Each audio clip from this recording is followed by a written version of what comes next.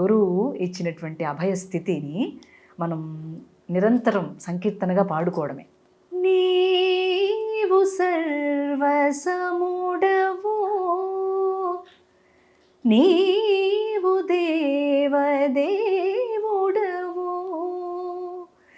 ఈవల గుణ దోషాలెంచని కనేలా, నీవు సర్వ సముడవు, నీవు దేవ దేవుడవు. అంటే ఈ భావం ఎన్నో సంకీర్తనలు ఒకేలాగా ఉంటుంది. పాడినప్పుడల్లా కూడా ఏదో మెలకువ. అంటే ఇప్పుడు ప్రతిరోజు సూర్యోదయం ఎవరి కొరకు? ఆయన కొరక, మన కొరక మేల్కొలుపులు పాడటం.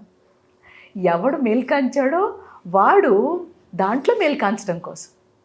అంటే ఆయన చెప్పాడుగా కృష్ణుడు, దేంట్లో మీరు నిద్రపోతూ ఉంటారో దాంట్లో నేను మేల్కాంచి ఉంటా. దేంట్లో మేల్కొని ఉన్నామో మనం దాంట్లో ఆయన నిద్ర ఉంటాడు మాయా కదా. సో ఆయన ఏం చెప్పాడంటే, ప్రొద్దున్నే మేల్కొల్పు స్వామివారికి పాడుతున్నారా అంటే ఆ మేల్కొల్పు మన కోసం కానీ ఆయన కోసం కాదు. ఆయన ఇక్కడ అస్తమిస్తున్నాడు, అక్కడ ఉదయిస్తున్నాడుగా. లేదా మనలో ఉన్న ఆయన మేల్కోవడం కోసం మనం పాడుకోవాలి. ఈ మేల్కొల్పులన్నీ కూడా ఆయన మేల్కొల్పడం కాదు, మనలో ఉన్న దేవుణ్ణి రోజు మేల్కొల్పడం కోసం. నువ్వు నిద్ర లేవలేదనుకో, సూర్యోదయం ఎవరికి ఉంది? నిద్ర లేచిన వాడికి సూర్యోదయం ఉంది. అప్పుడు మేల్కొల్పు ఎవరికి? ఎవరు మేల్కొన్నాడో వారికి. ఇప్పుడు పగలైందని అంటున్నాం కదా, లేచాం కదా, ఇప్పుడు నిద్రపోయి ఉంటాం మనం.